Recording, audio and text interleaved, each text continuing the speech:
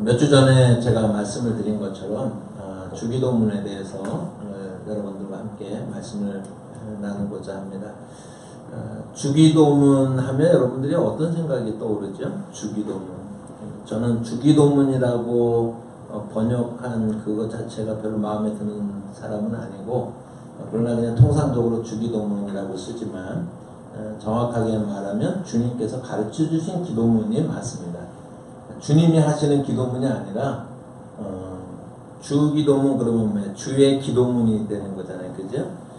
주님이 하시는 기도문이 아니고 주님이 제자들에게 가르쳐 주신 기도문이에요. 그래서 우리가 그냥 좀 뭐 혼용해서 뭐 쓸 수는 있지만 그래도 의미는 알고서 우리가 이제 그 용어를 써야겠다. 여러분 마음속에 신앙생활을 하면서 주기도문이 여러분들에게 뭡니까? 주기도문이 뭐죠? 딱 떠오르는 생각이 뭐죠? 기도의 모범. 야, 제가 우리 저 전도사님 좋아하는 이유를 알겠죠? 저 정도 깊게, 조금 깊게. 네, 맞아요. 근데 우리가 일반적으로 주기도문 하면은, 이제 예배할 때 뭐로 마쳐요? 끝날 때 이제 주기도문으로 마치는 용도. 그것도 이제 주일날 대회나 이런 데는 아니고, 신방 가거나, 구역 예배를 드리거나, 뭐, 소그룹으로 모여서 얘기할 때 우리가, 자, 그러면 우리 주기도문으로 예배 마칩니다 하는 정도의 용도로 이렇게 쓰잖아요. 과연 이제 주기도문이 우리에게 어떤 의미가 있을까?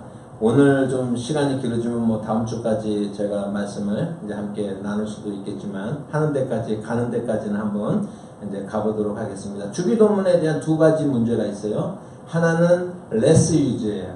그냥 덜 사용하는 문제가 있어요. less use. 아까 말한 것처럼 그냥 예배 끝날 때 하는 용도로 주기도문 그냥 그 정도로 국한되어 있어요. 그래서 평상시에 여러분 주기도문 합니까? 주기도문 생각하면서 삽니까? 그런 거 없잖아요. 그냥 예배 마칠 때 그냥 하는 정도의, 그래서 less use 문제가 있어요. 주기도문에 있어서.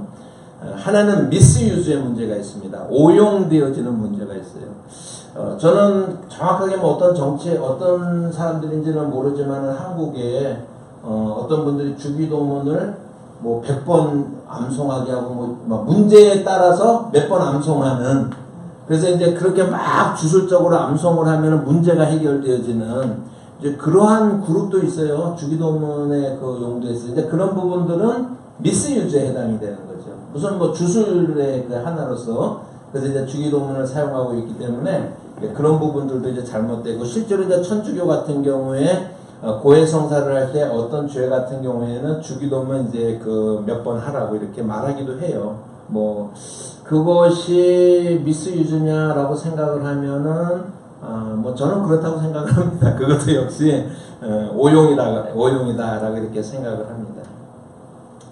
주기도문을 우리가 좀 잘 이제 알아야겠다. 그래서 제가 다음 주부터 이제 예배를 드릴 때 마지막에 제가 주기도문에 관한 이제 그런 부분들을 함께 우리가 고백을 이제 하려고 그러는데, 의미를 알고서 우리가 이제 좀 사용을 해야겠다라고 하는 것을 먼저 말씀을 드립니다. 그래서 less use의 문제가 있고 misUse의 문제가 있다라고 하는 것을 말씀을 드립니다. 성경에 보면은 주기도문 본문은 마태복음판이 있고 누가복음판이 있습니다. 저희들이 이제 청년 때, 이제 대학생 때 너무너무 뜨거운 어떤 성경에 대한 열정을 가지고 있을 때 아무도 물어보지도 않았는데, 이 어떤 거는 마태복음, 마가복음에 이제 동시에 나와 있고 어떤 건 사복음서에 다 나와 있고, 사복음서에 다 나와 있는 게 의외로 많지 않습니다. 의외로 많지 않아요. 뭐 오병이어 사건 정도 이제 그게 나오고, 주기도문도 두 군데만 나와요. 그래서 우리 이제 이런 작업도 해보잖아요. 마태복음의 사건들 쫙 써보고, 마가복음 사건들, 누가복음, 요한복음 섞어가지고, 이거는 여기서 나오고, 이거는 여기서 나와요. 여기서 나와요. 그럼 이걸 또 막 깨맞추고, 뭐 이제 이런 작업들을 갖다가 이제 혼자 신나게 이제 엉터리지만은 그래도 그런 열정을 가지고 이제 작업을 해보고, 왜냐하면 예수님의 행적을 하나로 쭉 연결시켜 보고자 하는 그런 그 욕심이 있기 때문에, 예수님이 어떤 삶을 사셨는가라고 하는 그것에 대한 내비게이터의 내비게이터의 성경 공부의 그걸 좀 이렇게 책자 중에서 예수님의 생애와 사역이라고 하는 그런 성경 공부 이제 1, 2, 3 이제 그런 것들이 거기에 굉장히 유용한 것을 또 그걸 펼쳐보면서 하나 이제 대조하고 그랬는데, 신학교를 갔더니 그런 걸 다 대조해놓은 책이 있더라고요. 그냥 간단하더라고요. 대조해놓은 책이 있는데 제가 말씀드리려고 하는 건 뭐냐면 그거는 우리가 이제 성경에 대한 이해를 깊이 하기 위해서 그런 노력은 가상하지만 그것에 독특한 의미를 부여해서 왜냐하면은요 이렇게 쭉 예수님의 행적을 처음부터 끝까지 일률적으로 이제 요약을 하다 보면은요 어떤 행적이 여기에 있었는지 여기에 있었는지 잘 몰라요. 그러니까 산상수훈 같은 경우하고 그 다음에 누가복음의 평지설교 같은 경우 보면은 그러면 그 말씀을 산에서 하셨는지 평지에서 하셨는지 산에서 했다 그러면 뭐가 잘못된 거예요? 평지에서 한 게 잘못됐고 평지가 맞다고 그러니까는 텍스트가 맞느냐 틀리느냐의 문제가 이렇게 많이 나와요. 그러니까는 이런 문제들을 우리가 좀 제가 여러분들에게 지금 해결을 좀 해결을 해드리면 첫 번째로 그런 작업은 다 무의미한 것이다. 신학적인 그런 작업은 다 무의미한 것이다. 라고 하는 것을 말씀을 드려요.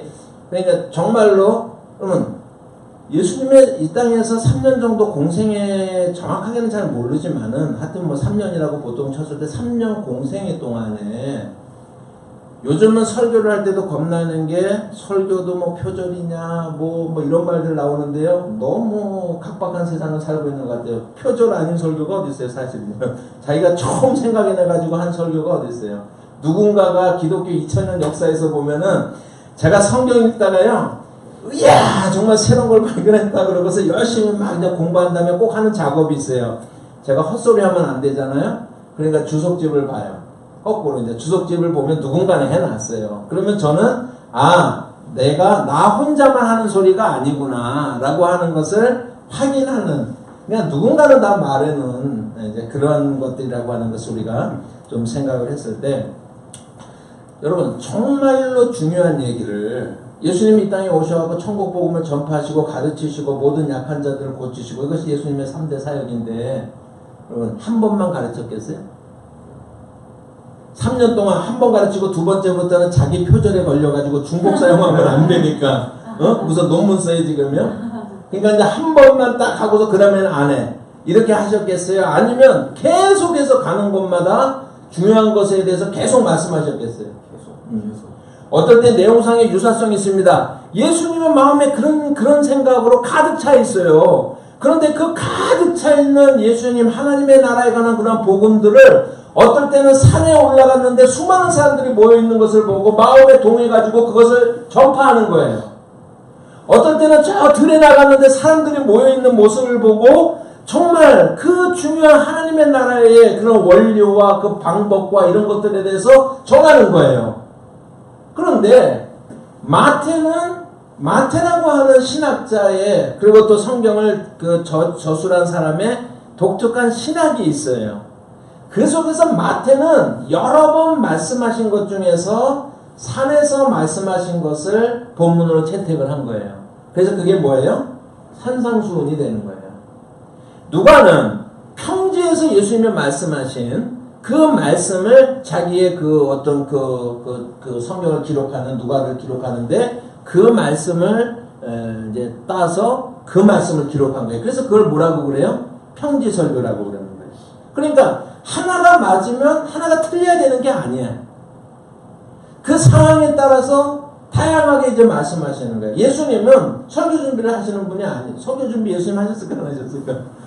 설교 준비 하실 필요가 없잖아요. 이런 겁니다. 예를 들면은요, 저 공중에 나는 새를 보라 라고 얘기를 하잖아요. 그러면 우리는 뭔가 시적인 표현을 해서 저 공중에 나는 새를 보라. 야, 이거 참 문장 멋있게 내가 썼네. 이렇게 하고서 이제 설교할 때 이제 읽어요. 이게 설교지만은, 그러나 예수님은요, 복음을 전파하고 하나님의 나라의 원리를 전파하는데, 광야에서 사람들이 쫙 모여 있는데요, 갑자기 새가 한 마리 푹 날아가는 거예요. 그럼 사람들이 어떻게 되겠어요? 쳐다보겠죠, 그죠? 그러면 그 놀란 사람들의 주위가 저쪽에 이렇게 딱, 이게 주위가 시선이 글로 가잖아요, 당연히. 그 모습을 보고 예수님께서 말씀하시는 거예요. 저 새를 봐라. 여러분들이 보고 있는 저 새를 보십시오. 저 새가 농사 짓지 않아도 굶어 죽지 않습니다. 그런데 여러분들이 저 새보다 귀해 라고 이렇게 말하는 거예요. 거기 들에서 하나님의 나라의 천국 복음을 전파하고 있는데 꽃이 아네모네 꽃인데 그냥 백합화라고 성경에 되어 있지만은 실제로 이제 아네모네 꽃인데 그 아네모네 꽃이 트러지게 피어 있는 모습들을 보고서 사람들이 참 저 꽃 예쁘다 예쁘다 이렇게 하고 있는 거예요. 예수님 말씀하시는 거예요. 그런 상황 속에서 그냥 저 꽃 여러분 참 예쁘지요? 내가 봐도 예쁘네요. 저 꽃 하나가 입은 것이 솔로몬이 아무리 인간이 짠 그런 물감에 옷감에 아름다운 것으로 입었다고 하는데 저 꽃만 입을 수가 저 꽃만 할 수가 있겠냐. 그런데 저 꽃이 저 옷을 입기 위해서 길쌈수고 한번 하지 않았다. 예수님이 말씀하시는 건 뭐예요? 저 꽃보다 여러분들이 더 귀합니다. 라고 하는 거예요. 저 꽃보다 여러분들이 더 귀합니다. 그러니까 예수님의 모든 가르침이라고 하는 것은 그런 현장성 속에서 생동감이 있는 거예요. 이렇게 우리가 설교하는 그거하고 이제 내용이 완전히 다른 거예요. 예수님은요. 현장의 적용 속에서 복음을 전하고 또 기록하는 사람들도 이 사람이 지금 헬라 사람들을 위해서 이제 읽기를 바라면서 썼는지 유대인들이 읽기를 바라면서 썼는지에 따라서 또 신학적인 그런 입장에 따라서 또 좀 다르고 그래서 한마디로 말하면은 사복음서가 있는데 마태, 마가, 누가, 요한복음이 있는데 이 성경들을 갖다가 하나로 만들려고 하는 시도는 무의미하고 어리석은 시도다. 그냥 있는 그대로 봐주는 게 중요해요. 주기도문을 제가 이제 말씀을 드리겠습니다. 주기도문이 이제 마태복음에 있고 누가복음에 있는데 내용이 조금 달라요. 환경도 다릅니다. 그러면 하나가 맞고 하나가 틀린가요? 그런 문제가 아니라고 하는 거예요. 마태복음에서 마태가 주기도문을 기록할 때는 그 하나님의 의도에 충실하게 마태의 강조점이 부각되어 있고 누가복음에는 누가의 강조점이 부각되어 있어요. 다 맞는 거예요. 저는 고등학교 다닐 때 맨날 인수봉 보면서 이렇게 그래서 우리 신일고등학교는 뭐 백 무슨 산이죠? 같은 오래돼서 이제 잊어버렸는데 농담 하나가 갑자기 생각나 할까 말까 80대신 할아버지 할머니가 이제 동창회를 가는데 할머니가 동창회 간 얘기 아세요? 동창회 갔는데 이제 그분이 이제 갔다 와가지고 막 이게 자랑을 하는 거야 할아버지한테. 야 이렇게 우리가 동창회 갔는데 마지막에 교가를 이제 딱 부르라고 그러는데 그냥 내가 4절까지 그냥 교가를 다 외워서 불렀다고. 근데 자기가 혼자 기억을 하고 있는 거예요. 자랑을 한 거예요. 그랬더니 할아버지가 참 잘했다고 여보 한번 불러봐 그러니까는요 이 사람이 교가를 부르는 거예요. 동해물과 백두산이 그러니까 할아버지 말씀이 우리 학교 교가하고 똑같네. 썰렁한 이제 인수봉 같은 거 이제 항상 제가 이렇게 이제 보고 자랐는데 뭐 마찬가지잖아요. 어떤 장면이 앞에서 볼 때 보는 인수봉하고 뒤에서 볼 때 보는 인수봉하고 같아요, 틀려요? 다른 산이에요? 같은 산이라고 하는 거예요. 이제 그것이 주는 묘미가 느껴지고 그 느낌이 느껴지기 시작할 때 이제 성경이 이제 재밌기 시작해지는 거예요. 이제 그런 부분들이. 그래서 이것이 이 복음서 속에서 이 주기도문이라고 하는 것이 어떤 의미가 있는지 하는 것을 살펴보는 것도 이제 그런 의미에서 이제 중요한데 거기 김한수 목사님 그거 됐어요? 뭐 그게 돼 있어요? 산상수훈 얘기? 산상수훈이라고 요게 좀 이렇게 되면은 좀 안 되는데 제가 오늘 보내드린 게 너무 잘못돼가지고 이게 어떻게 아니야 거기요. 거기 이렇게 이제 해야 돼요. 이게요 이렇게 좀 중간으로 이렇게 나오고요. 또 요게 중간으로. 근데 약간 이렇게 되는 이제 구조로 이렇게 나와야 되는 건데 산상수훈이라고 하는 것의 의미를 제가 먼저 주기도문을 설명하겠습니다. 그래서 마태복음에서 주기도문이 도대체 어떤 위치에 있는가라고 하는 것을 우리가 좀 배울 필요가 있습니다. 그러면 마태복음 5장에 보시면은 마태복음 5장부터 7장까지를 우리가 산상수훈이다라고 이야기를 하잖아요. 우리가 잘 아는 이야기입니다. 산상수훈입니다. 이것은 마태복음에 나타나는 5가지 강화, 디스코르스라고 하는 5가지 긴 가르침 중에서 첫 번째 가르침이에요. 이제 마태복음에. 이제 마태는 이방인들에 대한 관심이 있을 뿐만 아니라 유대인들에게 예수 그리스도의 복음을 전하고 싶은 그러한 그 관심이 많이 있었어요. 그래서 이것이 뭐하고 연결이 되냐면 천국이라고 하는 단어하고 연결이 되고, 여러분 다른 복음서 중에서 다른 세 복음서에는 천국이라는 말이 한 번도 안 나와요. 천국은 뭐고 하나님 나라는 뭐죠? 천국은 우리가 무슨 생각을 해요? 장례식에서 부르는 때는 천국을 가자고 그러잖아요. 그죠? 그럼 하나님 나라는 뭐예요? 천국. 하나님 나라. 그러면은, 이제 이 문제로 주제가 넘어가면은, 이제 이건 제가 이제 다음에 거기에 대해서, 제가 말씀드리지만, 천국이라는 말은 마태복음에만 나오는 용어입니다. 마태복음에만, 다른 데 사용되지 않습니다. 의외로요. 그래서, 천국이라는 말은 그렇게 정확한 말은 이게 그건 아니에요. 마태의 독특함 속에서 나오는 그런 용어예요. 그 천국이라는 게 그냥 보통 하나님 나라가 이제 맞습니다. 하나님 나라가 맞는데 아까 말씀드렸지만은 마태는 유대인들에게 복음을 전하기 위해서 유대인들의 사고와 유대인들이 가지고 있는 것을 마음속에 많이 생각하면서 이제 글을 썼습니다. 그 중에서 마태가 중요하게 생각하는 거 하나면은 내가 소개하는 예수 그리스도가 누구냐? 이 세상의 모든 죄를 짊어지신 그러한 구세주로서 예수님의 사역과 그분 안에서 영원한 생명과 하나님의 나라와 그 영광스러움에 대해서 설명을 하면서 마태는 무슨 얘기를 하고 싶으냐면요. 그분은 모세보다도 뛰어난 분이에요. 모세가 유대인들에게는 어떤 역할을 했어요? 율법을 가져온 사람이잖아요. 그죠? 그래서 모든 유대인들 중에서 하나님의 율법을 우리에게 전달해준 그런 가장 위대한 선지자가 모세인데, 그래서 그 유대인들에게 복음을 전했는데 예수님은 어떤 분이냐? 한마디로 모세보다 뛰어난 분이에요. 이게 굉장히 마태복음 이해하는데 중요한 그런 이제 주제가 됩니다. 그런 사상이 곳곳에 이렇게 숨겨져 있는데 그 중에 이제 하나가 이제 산상수훈이라고 이렇게 할 수가 있어요. 산상수훈에 보면 그러면 마태복음 5장 1절 말씀을 보시면 이렇게 말씀합니다. 예수께서 우리 같이 읽어볼까요? 1절에서 2절 시작. 예수께서 우리를 보시고 산에 올라가 앉으시니 제자들이 나온지라 입을 열어 가르쳐 이르시되 그랬습니다.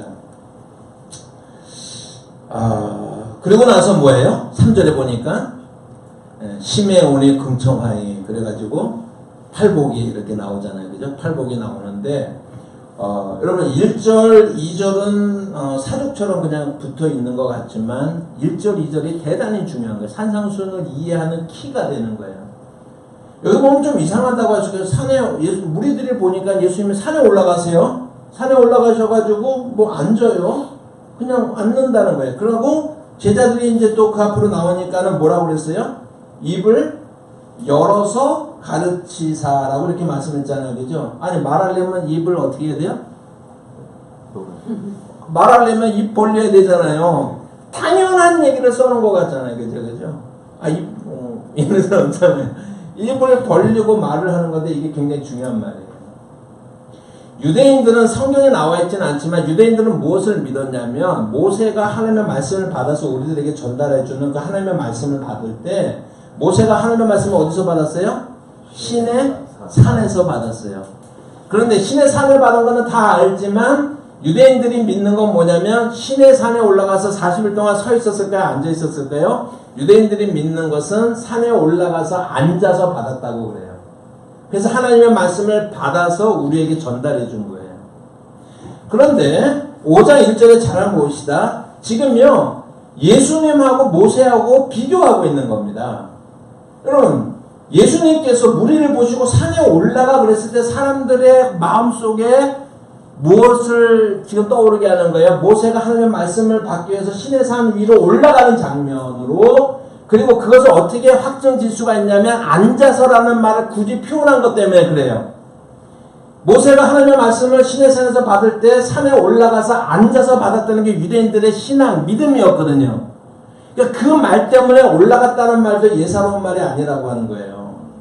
그래서 산에 올라가 앉으셨습니다. 입을 열어서 가르친다는 말에 어떤 중요성이 있냐면요, 모세는 하나님의 인간이에요. 모세는 인간이기 때문에 자기가 입을 열어서 가르칠 수 있는 사람이 아니고 하나님이 주시는 말씀을 받아서 전달할 뿐이에요. 모세는요. 그런데 우리 예수님은 창조주이시고 예수님은 하나님이세요. 그죠? 그렇기 때문에 예수님은 모세하고 차이점이 뭐냐면 산에 모세가 시내 산에 올라가요. 예수님 산에 올라가요. 모세가 앉아요. 예수님도 앉으세요. 앉는데 모세는 하나님의 말씀을 받아요. 그런데 예수님은 직접 가르치세요. 누가 위대하신 분이에요? 예수님. 왜 그게 가능해요? 예수님은 창조주이시기 때문에 가능해요. 그래서 성경에 보시면 마태복음에 보면요 이런 말 많이 나오잖아요. 모세는 일렀으되 내가 말하노니 라고 이렇게 이야기하잖아요. 여러분 모세가 더 권위가 있어요? 예수님이 더 권위가 있어요? 예수님이 더 권위가 있는 거예요. 모세에게 내가 그렇게 말한 이유를 설명할 수 있는 분이 예수님이에요. 모세가 있기 전부터 예수님이 계셨고 모세에게 그 말씀을 주신 분이 예수님이기 때문에 그래서 예수님이 모세보다 더 위대한 그러한 것이 심상이 마태복음에 수도 없이 나타나요. 항상 비교해야 되는 거예요. 그거를요. 아, 마태복음을 읽을 때마다 예수님은 어떤 분이에요? 모세보다도 위대하신 분이에요. 모세는 인간이지만 예수님은 하나님이세요. 모세에게 율법을 줬어요. 그걸 바꿀 수도 있고 더 설명할 수도 있고 모세에게 말씀을 주셨는데 시대가 이제 바뀌었어요. 이혼하지 말는데 이혼할 때 뭐 예를 들면 이혼 증서를 써주고서 이혼하라 그렇게 하잖아요. 근데 사람들이요 그 뜻을 바꿔가지고 그 당시에는 사회 경제학적으로 여성들이 이혼을 당하면 살아갈 길이 없기 때문에 이혼 증서를 써주라고 사실은 모세에게 얘기한 거예요. 그럼 이혼 증서를 받으면은 이 사람들은 정당하게 이 사람이 다시 재혼을 할 수가 있어요. 정당하게. 그래서 그 당시에 사회법에 비교했을 때 그 아무 힘이 없는 사회경제적으로 살아갈 방법이 없는 여성들이 살아갈 수 있는 인권적인 요소 하나님 인간을 사랑하는 그런 부분들이 나타나 있는 거예요. 그래서 이혼 증서를 써주라 그런 거거든요. 그런데 나중에는요 예수님 당시쯤 갔을 때는 이게 어떻게 오용이 되냐면 이혼 증서만 써주면 이혼이 가능해요. 그냥 부부가 얘기하다가요 나 당신이랑 이혼할까요? 나 당신이랑 이혼이야? 이혼이야? 3번만 말하잖아요? 그럼 3번째 말하면 무조건 이혼해. 예를 들면 밥을 태웠다 뭐 그냥 마음에 안 들었다 뭐 이러면 다 이혼이에요. 이혼 증서만 써주면 되는 거예요.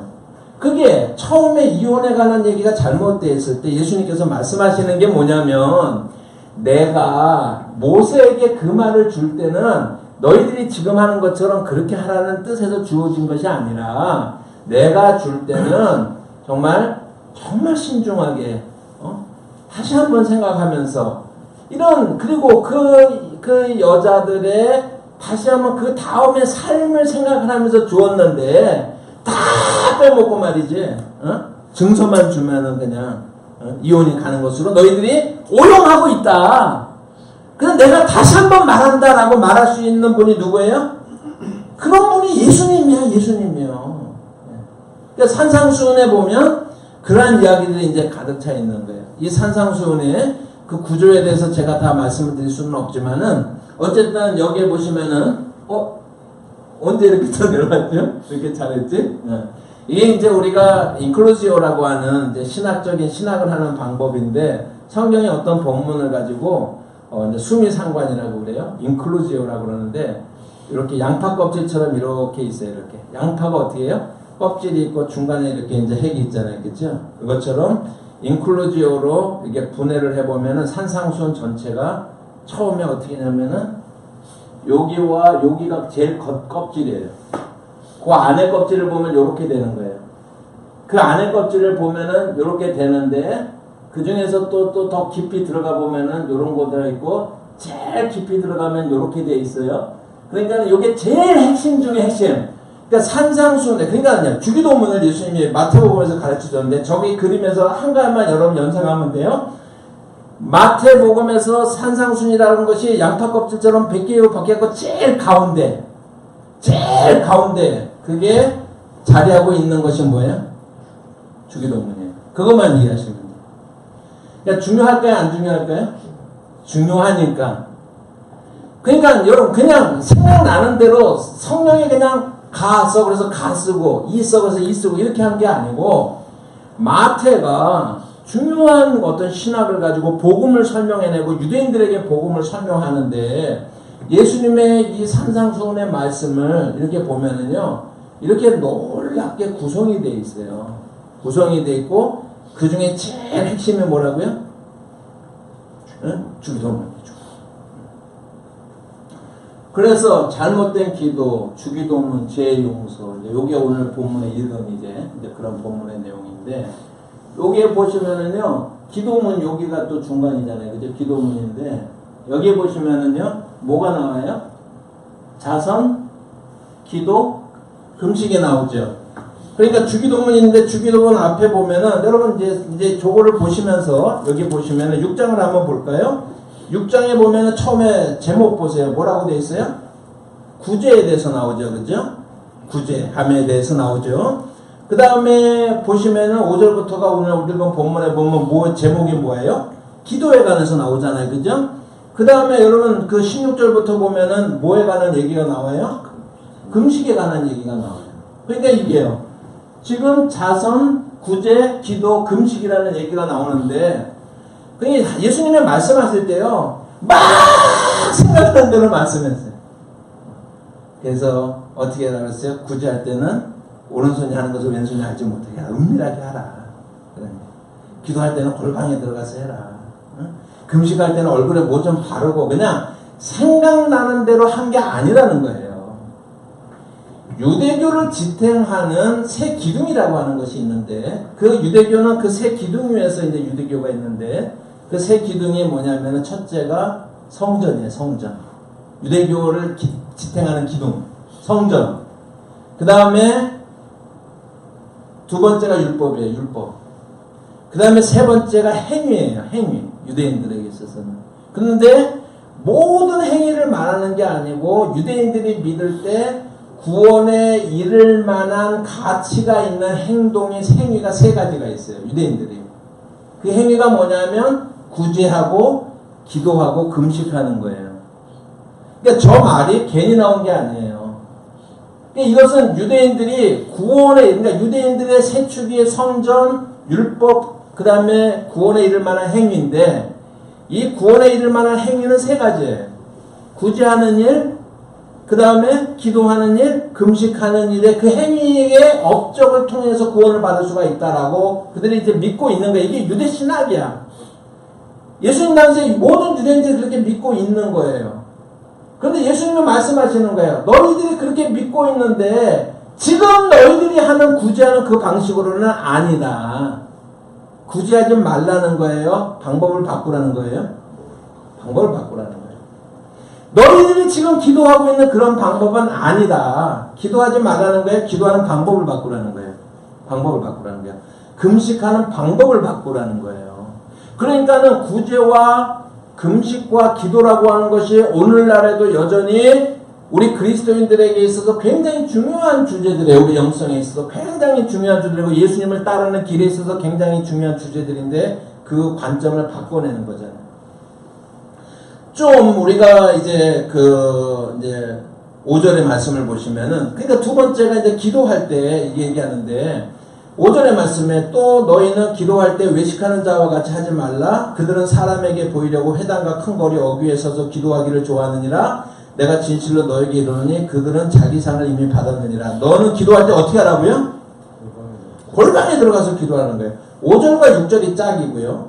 그 다음에 7절과 8절이 짝을 이루는데 그 5절과 6절에 보면은 뭐라고요? 외식하는 자와 같이. 왜 그러냐면요. 바리새인들이나 서기관들이나 이런 사람들이 기도할 때 그 당시 기도를 어떻게 하냐면 성전이나 이런 큰 길 어귀에 서가지고요. 이렇게 긴 옷을 입고서 그러고 나서 이러고 기도하는 거예요. 그래서 유대인들의 바리새인들의 3대 감사가 있어요. 이렇게 이제 기도하는 거예요. 하나님, 저는 이방인으로 태어나지 않고 유대인으로 태어나게 해주셔서 감사합니다. 첫 번째 감사. 이거를 지금 이렇게 사거리에서 이렇게 크게 하는 거예요. 하나님, 저는 죄인으로 태어나지 않고 의인으로 태어나게 해주셔서 감사합니다. 하나님, 제가 여자로 태어나지 않고 남자로 태어나게 해주셔서 감사합니다. 이게 공적인 바리새인들의 세 가지 기도문이에요. 이게 감사 기도해요. 이러고서 막 기도해요. 하나님, 저들은 11조를 하지 않는데 제가 11조를 합니다. 그러면서 동전 같은 거로 일부러 하고 위에서부터 떨어뜨리면 밑에 쨍그랑 소리가 나게 이제 하잖아요. 일부러 이렇게. 응? 그렇게 이제 한 거예요. 그래서 그들을 외식이라고 그러는 거예요. 그냥 말로 외식이 아니라 실제로 그들의 기도 생활이 그렇게 됐기 때문에 그렇게 기도하느니 차라리 어디 가서 기도하는 거예요?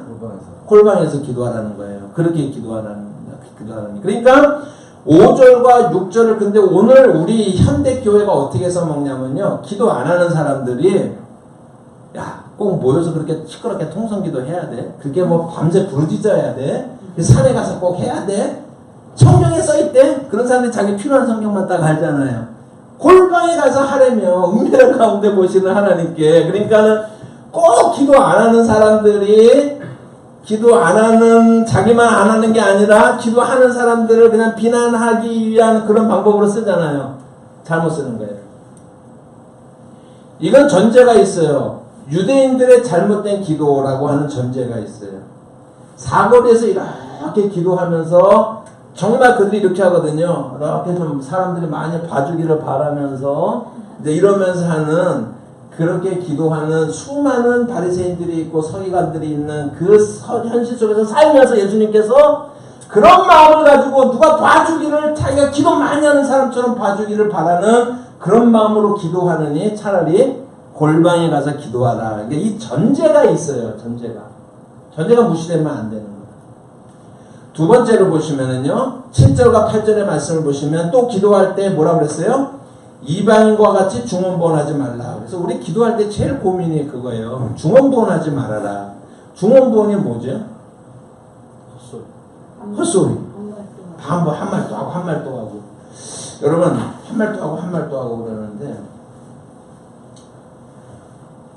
우리가 하나님이 아닌데, 인간인데 정말 마음에 급한 일이 있으면 한 말 또 하고 한 번 기도하고 하나님 이제 기억하시겠지. 그럼 한 번 기도하고 말아요. 한 말 또 하고 한 말 또 하고 해요. 한 번 또 하고.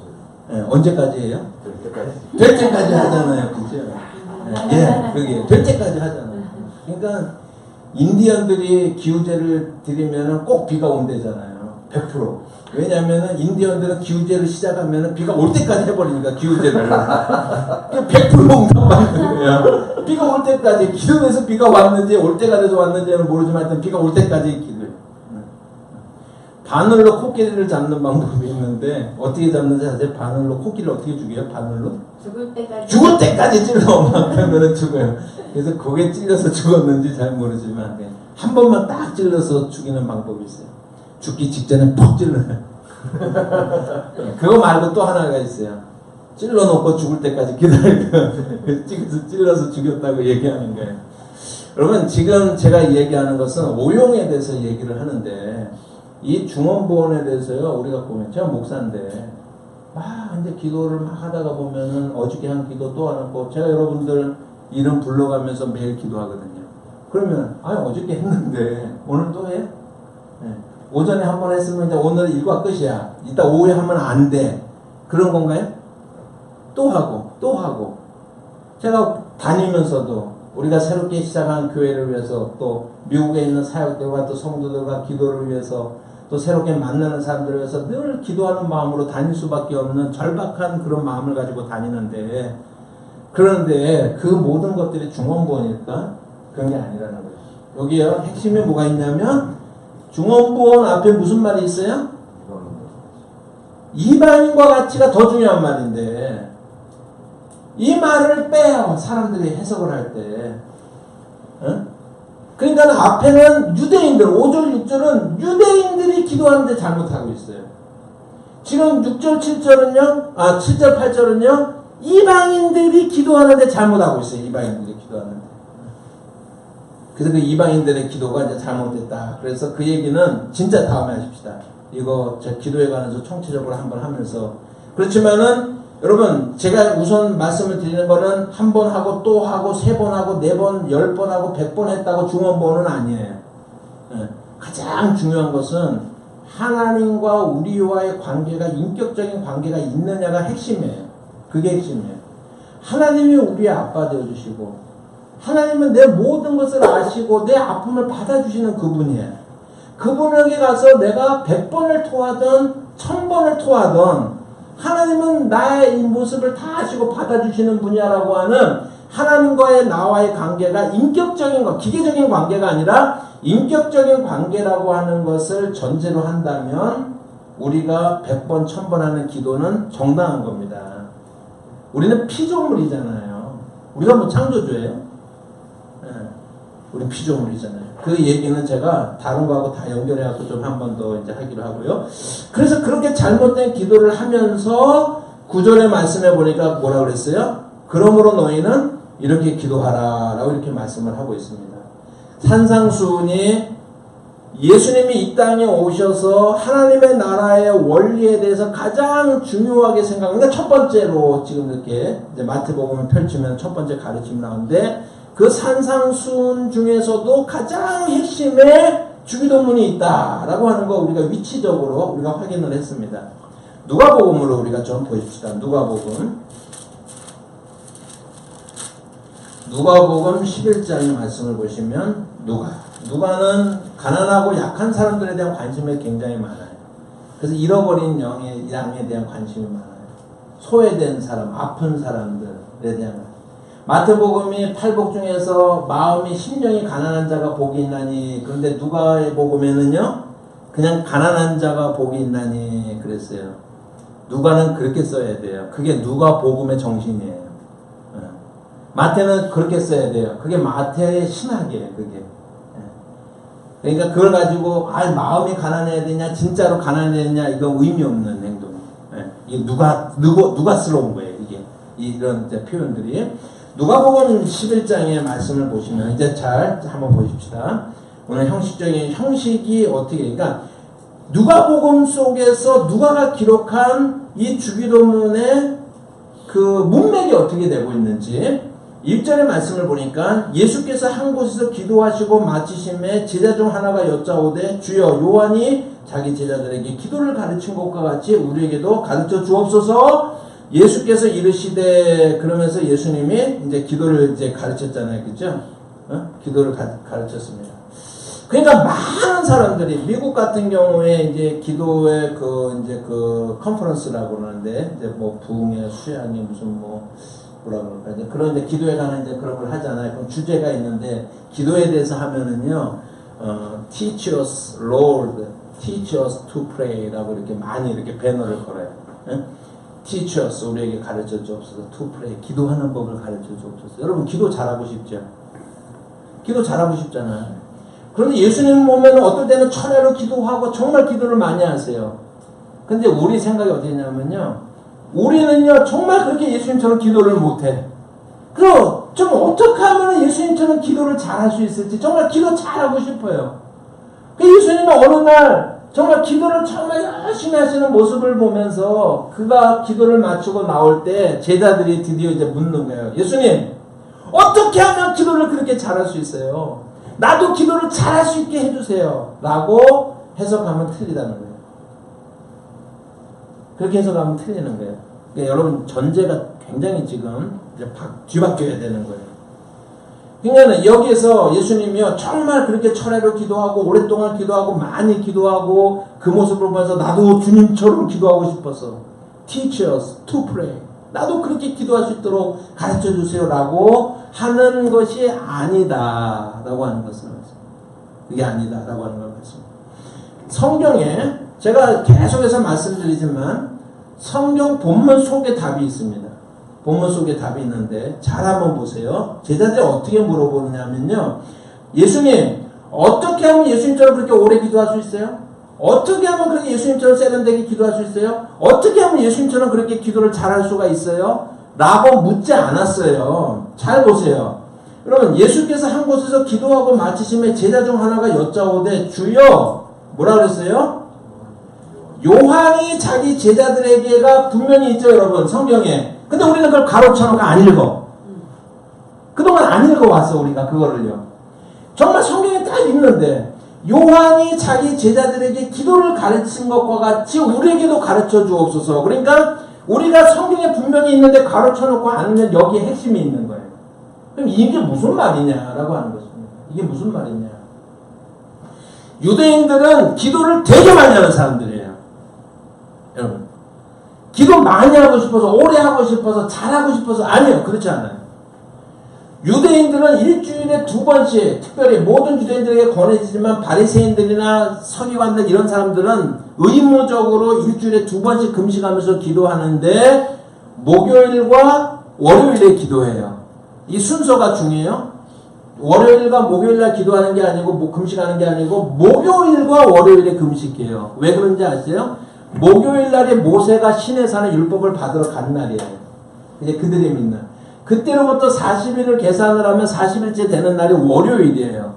그래서 모세가 왜 목요일과 월요일날 금식했다라는 표현이 맞냐면 모세가 시내산에 율법을 받으러 올라간 날 그것을 기념하고 생각하면서 금식하고 그 다음에 내려온 날이 월요일이기 때문에 모세가 하나님의 말씀을 가지고 내려온 날 그러니까 모세가 시내산에서 율법 받았다라는 것이 유대인들에게 어느 정도 신앙의 위치를 차지하고 있는지 우리가 상상이 가잖아요. 그죠? 그날을 기념하고 또 그날을 생각하면서 금식하면서 기도하는 사람들이 유대인들이에요. 기도 굉장히 많이 해요. 정말 지금도 이스라엘의 종교인이 한 20% 내지 25%뿐이 안 돼요. 유대인들을 다 하나님 버렸어요. 한 20% 내지 25%만 이제 하나님을 믿는데 그 사람들은요 얼마나 기도하는지 몰라요. 소위 말해서 이제 불교를 빼놓고 서양 쪽에 3대 종교 그러면 이슬람교 무슨 뭐 유대교 그리고 우리 기독교를 얘기하잖아요. 그죠? 제일 자기들 신에게 기도 안 하는 종교가 뭐게요? 세계적 기준으로 기독교. 제일 자기네들의 경전 안 읽는 종교가 뭐게요? 기독교예요. 천주교를 포함되지만 거기에는 천주교도 포함되지만 거꾸로 말하면 현대에도 유대 종교인들이라고 그래요. 그러니까 유대교를 믿는 유대인들을 종교인들이라고 그러거든요. 현대 유대 종교인들이요 얼마나 열심히 기도하고 얼마나 구약 성경 열심히 읽는 탄악 성경이라고 하는 성경 얼마나 열심히 읽는지 몰라요. 그 사람들이 기도하는 방법을 몰라서 기도 가르쳐요. 먼저 예수님 부르고 그 다음에 찬양하고 회개하고 그 다음에 진짜 하고 싶은 얘기하고 그 다음에 다른 사람들에서 기도하고 그리고 예수님으로 기도합니다 마치라 이렇게 이제 우리 그런 것만 가르치잖아요. 어떻게 기도할지 이런 거 방법론 가르치잖아요. 이 본문은 그런 얘기가 아니라고 하는 것입니다. 자, 제가 다른 기도만 한번 좀 펴주실래요? 카드시 기도만 한번 펴주실래요?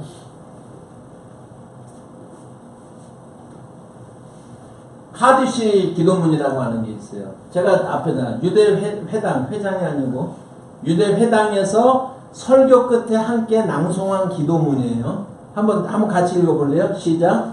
그분의 이름이 높여지고 거룩히 여겨지리라. 그분의 뜻에 따라 지으신 세상 안에서 그분이 자신에 따라 다스림이 다스리려 하시길 너희의 생애와 그리고 너희의 날들에 그리고 이스라엘 전 전체의 생애 속에서 신속히 그리고 조만간 그분의 위한 이름이 영원에서 영원까지 찬양되게 하소서. 이에 대해 말하라. 아멘. 이게 유대인들이 회당에서 매번 우리가 말하면 예배 끝나고 주기도문으로 마치듯이 회당에서 기도하는 기도문인데 뭐하고 닮아 있어요? 주기도문. 좀 헷갈리네. 많이 닮아 있죠, 그죠? 근데 저거를 신학의 눈으로 보면 많이 틀린 거예요. 그래서 우리가 주기도문을 알아야 되는 거예요. 저런 기도문을 다 외워서 유대인들이 하고 있어요. 지금도 하고 있어요. 카드시 기도문. 그러니까는 그러면은 이 말이 무슨 이야기냐? 아까 하나는 뭐는 아니라고요? 기도 잘하고 싶은데 어떻게 잘할 수 있는지 가르쳐달라는 얘기는 절대 아니다. 이거는 그런 얘기 아니라는 거 말씀드렸죠. 자, 이거 여기 보시면요. 우리가 괄호 부분이 중요하다고 그랬죠. 요한이 자기 제자들에게 기도를 가르친 것과 같이라고 하는 얘기는 뭐냐면 세례 요한이 자기 제자들에게 지금 예수님 제자 중에서는 세례 요한의 제자도 있어요, 없어요? 세례 요한의 제자도 있잖아요, 그죠? 세례 요한이 우리에게 기도문을 가르쳐 주었었는데 그런 것처럼 우리에게 기도문을 가르쳐 달라고 얘기하는 거예요, 지금요. 그러면 그 말이 무슨 말이냐면 세례 요한은 자기가 단 한 글자도 글을 남기지 않았기 때문에 그가 무엇을 구체적으로 가르치고 어떤 기도문을 가르쳤는지는 남아있지 않지만 추측할 때는 세례 요한은 회개의 그러한 이제 말씀을 선포했기 때문에 회개가 강조된 기도문이 있지 않았을까라고 생각을 하는데, 이제 결론적으로 말씀드리면은 이게 어떻게 되냐면요.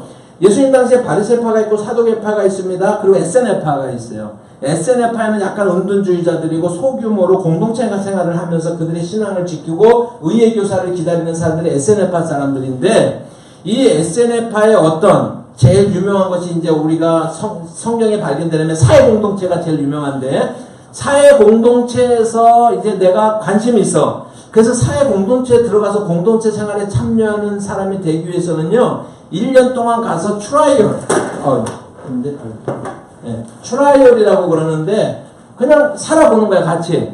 정말 내가 평생을 이들과 같이 공동체 생활을 해야 될지, 또 그 사람들도 나를 봐야 되고, 저도 또 한번 느껴봐야 돼요. 그래가지고 이제 1년 동안 출연하는 기간 동안에서 내가 이 공동체가 너무 마음에 들고 이 사람들에 의해서 내가 받아들여주고 하면은, 그러면은 공동 기도문을 할 수 있는 자격을 주는 거예요. 그러니까 모든 SNF파의 소규모의 공동체는 우리는 어떤 존재들인가 라고 하는 자기의 정체성을 담은 공동체적 기도문이 다 있었어요.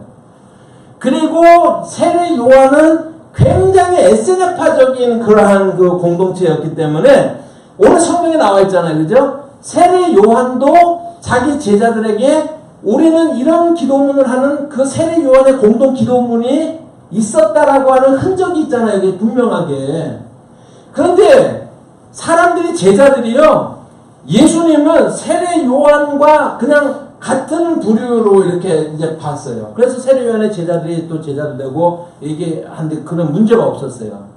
그런데 예수님과 함께 다니면서 살면서 예수님에 대해서 이제 알게 되면서 자각이 생긴 거예요. 그게 뭐냐면, 예수님이 세례 요한하고 다르구나라고 하는 걸 알게 되는 거예요. 그 정도가 아니구나라고 하는 것을 알게 되는 거예요.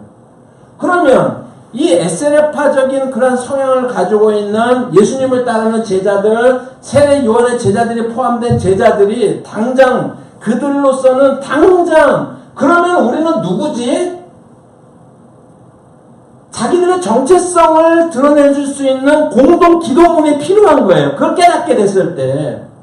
우리는 세례 요한이 했던 공동 기도문을 쓸 수 있는 그런 게 아니고, 우리는 예수님의 제자가 됐는데 그분의 사역이 세례 요한하고 비교할 수 없는 독특함을 차이가 난다라고 하는 걸 그걸 깨닫게 됐을 때, 그들이 그러면 우리는 누구입니까? 우리는 어떤 정체성을 가지고 있는 사람들입니까? 우리의 정체성을 잘 드러낸 그런 기도문을 예수님 우리에게 주세요라고 하는 것이 본문의 내용이라고 하는 거예요. 아멘? 그래서 이 주기도문은 우리 그리스도인의 정체성을 드러내주는 핵심이에요. 마태복음은 그걸 강조하기 위해서 산상수훈의 제일 중심에 넣어둔 거예요. 이해가 가시죠? 그러니까 주기도문이 얼마나 우리에게 중요한 거를 우리가 레스 유지하고 있는지, 안 써먹고 있는지, 또 미스 유지하고 있는지, 엉뚱한 데 써먹고 있는지, 그걸 우리가 좀 내 생각에 위치적으로, 그리고 그 주기도문의 핵심적인 내용은 이제 그런 내용이다라고 하는 것을 여러분들에게 이제 말씀을 드립니다. 그래서 11장의 말씀을 보시면 그렇게 이제 읽어보세요. 예수께서 한 곳에 기도하시고 마치심에 제자 중 하나가 여짜오되, 주여, 요한이 자기 제자들에게 기도를 가르친 것과 같이 우리에게도 가르쳐 주옵소서. 예수께서 이르시되 라고 하는 것은 공동체적 기도문을 예수님께서 가르쳐 주신 것이다 라고 하는 것을 말씀드립니다. 이해가 되셨죠? 그죠? 자, 다시 이제, 그런데 그 본문이 이제 그 오늘 우리가 쓰고 있는 그런 형태로 남아있는 것이 사실은 이제 마태복음에 이제 가까이 있기 때문에 마태복음 말씀을 드리면, 사도행전이 더 사도신경이 더 중요하겠어요? 주기도문이 더 중요하겠어요? 어떻게 알아요? 우리 예배할 때 사도신경을 꼭 하면서 주기도문을 왜 안 해요? 몰라서 안 하는 거예요. 사도신경은, 그거는요, 원래는 사도신경이라고 하는 것은 우리가 믿는 세 가지 신경이 있는데, 사도신경, 아다나우스 신경, 그 다음에 니케아 신경, 이 세 가지가 우리가 3대 신경 중에 하나예요. 그러니까 우리가 서열을 놓을 수가 없지만, 서열을 따지면 주기도문, 그 밑에 우리가 믿는 체계가 3대 신경 속에 사도신경, 아다나우스 신경, 그 다음에 그 니케아 신경이라고 하는 신경 속에 담겨져 있고, 그 밑에가 크리드라고 하는 신조가 담겨 있는 거예요. 그래서 웨스트민스터 신앙 고백이 그러든지, 도얼트 신앙 고백이라든지, 그거는 이제 그 밑에 있는 부분이에요. 이제 이런 부분들은. 그 위치를 아시겠어요? 이제 그런 것들을. 근데 우리가 주기도문을 안 하고 있는 거예요. 주기도문을 안 하고 있는 거예요. 그래서 사도신경은 원래는 세례를 받을 때 전능하사 천지를 만드신 하나님 아버지를 내가 믿사오며 그러면은 하나님은 어떤 분이십니까? 하나님이 전능하신 분인 것을 믿습니까? 네, 믿습니다. 하나님이 천지를 지으신 분이라는 걸 믿습니까? 네, 믿습니다. 라고 하는 세례 문답의 그러한 그 기본 폼을 갖다가 한꺼번에 묶어서 기도문으로 고백하기 시작한 것이 사도신경이에요. 사도신경이에요. 그러니까 그것은 그 오리진이 어디로부터 나오냐면 그것은 제자들로부터 나오는 거예요. 그러나 주기도문은 그 오리진이 어디로부터 나오는 거예요? 예수님으로부터 나오는 거예요. 예수님으로부터 나오는 게 주기도문이다 라고 하는 것입니다. 그래서 우리가 주기도문을, 그러니까 주문 외우듯이 하는 것이 아니라, 우리는 어떤 공동체입니까? 나를 따르는 너희들은 이런 고백을 하고 이런 믿음 가운데 사는 사람들이다 라고 예수님이 직접 가르쳐 주신 그 기도문, 그 속에 우리가 담겨져 있는데 우리가 그걸 안 하고 있는 거예요. 그래서 이것을 정말 늘 끄집어내서 묵상하면서 우리가 살아가는 거는 어떤 예수님의 가르침의 핵심 속에서 그 공동체를 계속 되뇌이고 새기면서 사는 거하고 똑같은 거예요. 그 정도로 중요한 것이다 라고 하는 것입니다. 그래서 마태복음 5장에 그 이제 본문에 좀 비교적 이제 원본에 가까운, 오늘 우리가 하는 게 이제 거기 있으니까 거기를 한번 보시면 5장의 말씀을 보시면 이렇게 됩니다. 좀 13절 말씀을 보시면 제일 밑에 우리를 시험에 들게 하지 마옵시고 다만 악에서 구하시옵소서. 그 다음에 뭐가 있어요? 그 다음에 뭐예요? 마태복음 5장 13절. 그 다음에 뭐예요? 구하시옵소서. 그 다음에 뭐가 있어요? 나라와가 있잖아요. 그 앞에 또 뭐가 있잖아요. 과로가 있잖아요. 과로가 있어요. 그러니까 오늘날 우리는 이렇게 이제 나라와 권세와 영광이 아버지께 영원히 있사옵나이다라는 걸 하잖아요. 그죠? 그런데 여기 성경에 보니까는 괄호로 돼 있잖아요. 그런 것들을 뭐냐면 덕설러지라고 하는데 송영이라고 표현을 해요. 그러니까 처음에 예수님이 가르쳐 주신 것은 그 앞에까지예요. 그리고 나서 이 기도문을 하면서 회중에 따라서 사람에 따라서 마지막 찬송은 자기가 하고 싶은 대로 할 수가 있어. 원래는요. 그런 것이 시간이 지나가면서 이러한 송영으로 고정이 된 거야. 이거는 예수님이 가르쳐 주신 부분이 아니고, 그러다가 나라와 권세와 영광이 아버지께 영원히 있사옵나이다라는 덕설러지를 이제 계속해서 이제 하다가 처음에 다양하게 하다가 이제 이거로 고정돼서 우리는 그냥 주기도문 속에 포함되어 있어요. 무슨 말인지 알겠죠, 그죠? 그러니까 예수님이 가르쳐 주신 것은 그 앞부분까지가 우리 공동체성을, 그리고 하나님을 찬양하고 끝내는 거예요. 그러게 됐는데 이 내용들은요, 내용들은 오늘은 저 보십시다. 여기 보시면은요, 세 가지 당신 청원과 세 가지 우리 청원으로 기록되어 있어요. 주기도문은 내용이 그렇습니다. 세 가지 당신 청원이라는 것은 뭐냐면요, 당신의 나라가 임하오시며 당신의 뜻이 하늘에서 이룬 것 같이 땅에서도 이루어지이다 라고 하는 거예요. 예? 그리고 당신의 이름이 거룩히 여김을 받으시오며, 그러니까 세 가지 당신 청원이라는 것이 당신의 이름이 거룩히 여김을 받으시고 당신의 나라가 이 땅에 임하게 하시고, 당신이라고 하는 게 세 가지, 당신의 뜻이 하늘에서 이루어진 것처럼 땅에서도 이루어지게 하옵소서. 그리고 세 가지 우리 청원이 있어요. 세 가지 우리 청원이 뭐예요? 우리에게 일용할 양식을 주옵시고, 우리 죄를 사하여 주옵시고, 우리를 시험에 들게 하지 마옵소서. 그래서 이게 이제 우리의 세 가지 기도 조문이에요. 세 가지 당신에 관한 것과 하나님에 관한, 세 가지 우리에 관한 기도문이 합쳐져 있어요. 그리고 한번 보세요. 10계명 보세요. 10계명. 1계명부터 4계명은 누구에 관한 거라고요? 하나님에 관한 거예요. 5계명부터 10계명은 누구에 관한 거예요? 우리가 살아가는 우리에 관한 이야기잖아요. 그죠?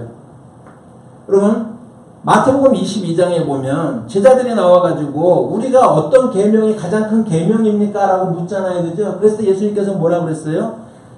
주 너의 하나님을 사랑하되 어떻게 사랑해? 내 마음과 성품과 힘과 정성을 다해 주 너의 하나님을 사랑하라. 그것이 크고 첫째 되는 계명이요.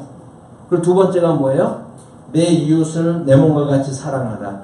그러니까 우리가 기독교의 그 신앙에 있어서 핵심이라고 하는 것들을 다 보면은요, 구조가 어떻게 되냐면은 먼저 하나님과의 관계, 그 다음에 우리 사이의 관계로 이렇게 나눠져 있는 걸 볼 수가 있어요. 주기도문도 그런 구조가 되어 있어요. 십계명도 그런 구조로 되어 있어요. 하나님만 사랑하라가 아니라 내 이웃을 내 몸과 같이 사랑하라. 이것이 율법과 선지자의 대강령이다. 대강령이라는 것은 뭐냐면요, 요약해서 한마디로 말하면 이거야 라고 얘기하는 거예요. 그게 대강령이라는 뜻이에요. 그거를 교회가 놓치고 있는 거예요. 그거를 교회가 실천하지 않고 있는 거예요, 지금요. 그러니까 주기도문의 내용도 이제 그런 내용이라고 하는 것입니다. 그래서 이제 내용들이야 뭐 하나씩 이제 보면 알겠지만, 자, 카디시 기도문, 여기에 카디시 기도문 한번 펼쳐 보시고서 여기를 한번 보세요. 자, 카디시 기도문 하고 보시면요.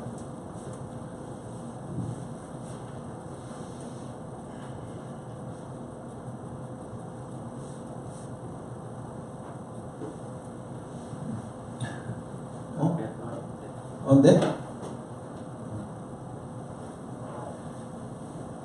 그래서 거기에 제가 이제 그거 한번 펼칠 동안에요. 12절 말씀 한번 보세요. 12절. 우리가 우리에게 뭐라 그랬어요? 죄 지은 자를 사여 준 것 같이 우리 죄를 사여 주옵시고 그랬죠. 여러분, 구원파는 뭐라고 그래요? 회개해야 안 해요? 회개 안 해요. 왜 안 해요?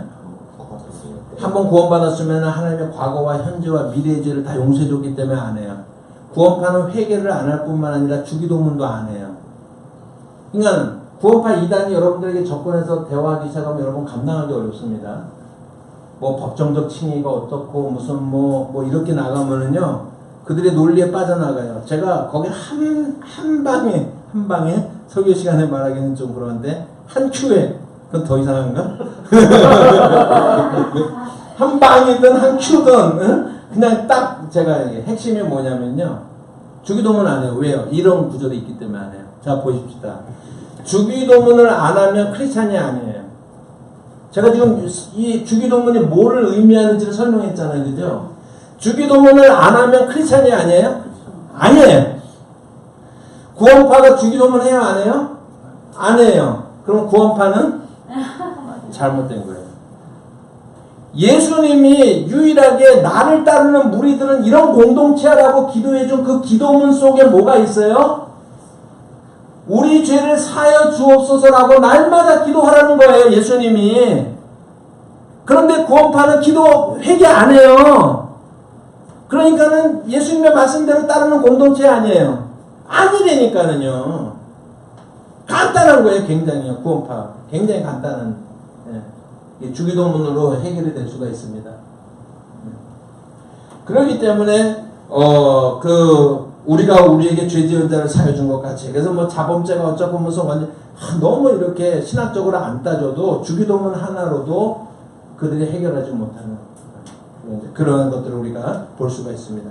그런데 여기에 제가 이제 거기 보시면은요, 9절에 그러므로 너희는 이렇게 기도하라 그러고 나서 뭐라고 그랬어요? 그 다음 말이 뭐예요? 같이 읽어보실래요? 시작. 뭐라고요? 성경 여기 마태복음 6장 9절. 그러므로 너희는 이렇게 기도하라. 그 다음에 시작. 하늘에 계신 우리 아버지여. 네, 거기까지 하늘에 계신 우리 아버지여라고 하는 말이 결정적으로 중요한 거예요. 그럼 카디시 기도문에 보니까 하늘에 계신 우리 아버지 이런 말이 있어요, 없어요? 여기 좀 뭔가 좀 비슷하죠, 밑으로 가면은.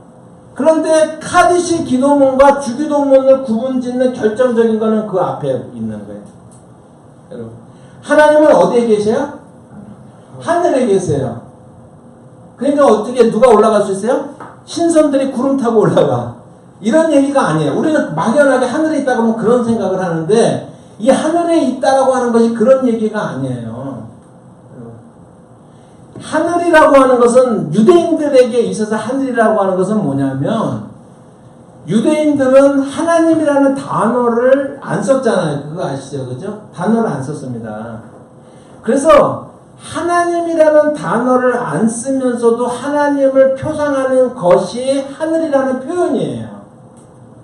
하나님이 하늘에 계신다라고 하는 건 당연한 것처럼 보이죠. 그게 아니고 하나님이 하늘에 계시다라고 하는 말이 뜻하는 바가 뭐냐면은요. 그분이 온 우주를 창조하시고 주관하시는 그런 분이다라고 하는 그 여호와라고 하는 표현을 유대인들이 쓰지 않았기 때문에 그것에 대한 대치어가 하늘이란 뜻이에요. 하늘이. 예수님이 세례를 받을 때 뭐라고 돼 있어요? 하늘문이 열리고 소리가 나서 가라사대 그랬죠? 하늘문이 열렸다라고 하는 그 표현은 뭘 말하냐면 이 말씀의 주체가 하나님이라고 하는 말이에요. 그런데 하나님이라는 말을 그들은 하나님의 이름을 망령되이 일컫지 말라 그러기 때문에 안 쓰기 때문에 관습적으로 그들이 안 쓴 거예요. 그 하나님의 대치하는 용어가 뭐예요? 하늘이야. 그 하늘은 여기에 있는 것이 아니라 저기에 있어요.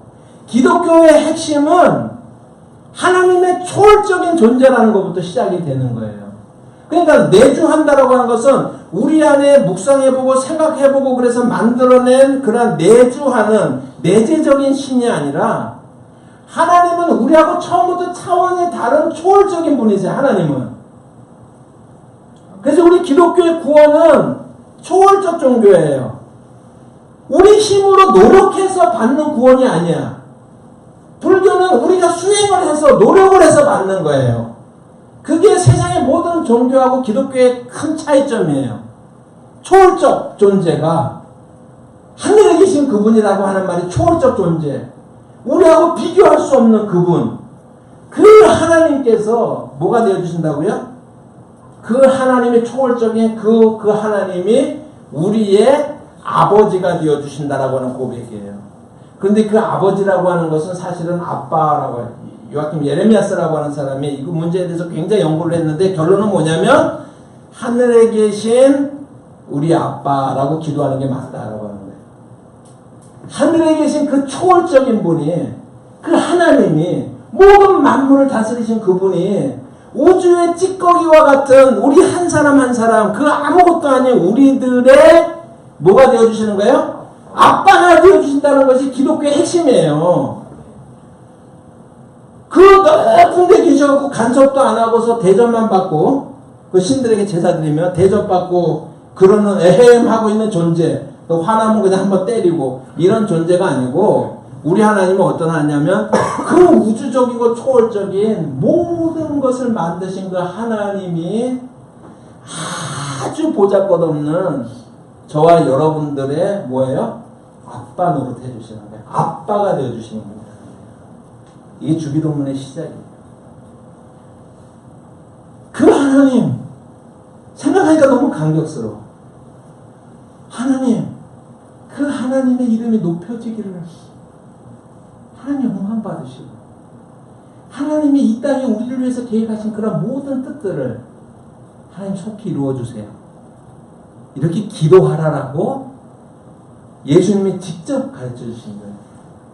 그런데 우리의 발이 여전히 땅에 있잖아요. 우리가 여전히 연약한 존재들이잖아요. 이 땅에서 사는 동안에 일용할 양식이 필요한 존재들이잖아요. 그걸 우리가 어디 가서 구해요? 누구한테 구하라고요? 아빠한테 구하는 거예요. 아빠한테. 그 일용할 양식을 달라고. 우리의 죄를 용서해 달라고 너희들이 기도하라고 하는 거예요. 그것이 세 가지 우리 청원에 관한 해당되는 부분이라고 하는 것입니다. 그래서 이런 모든 제가 지금 이제 말씀드린 이제 이런 부분들을 가지고 우리가 요약을 한다고 그러면 그럼 주기도문은 어떻게 해야 되겠어요?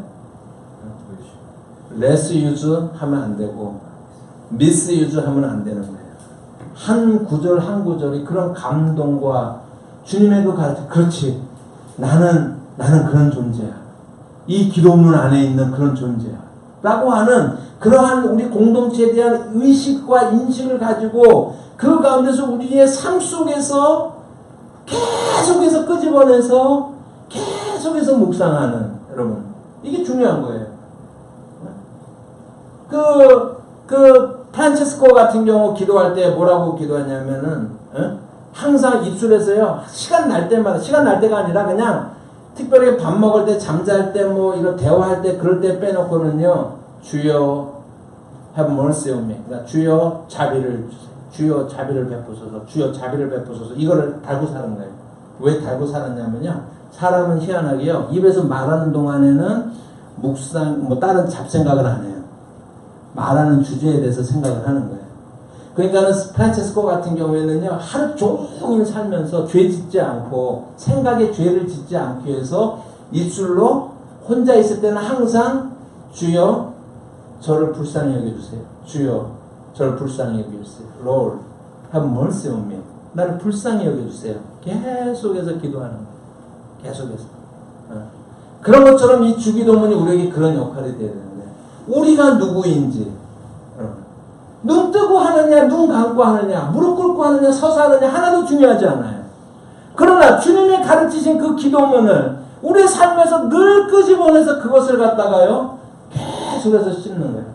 계속해서 묵상하고 의미를 생각하면서 그러면서 사는 것이 우리 그리스도인의 실존적인 삶의 모습이 돼야 된다.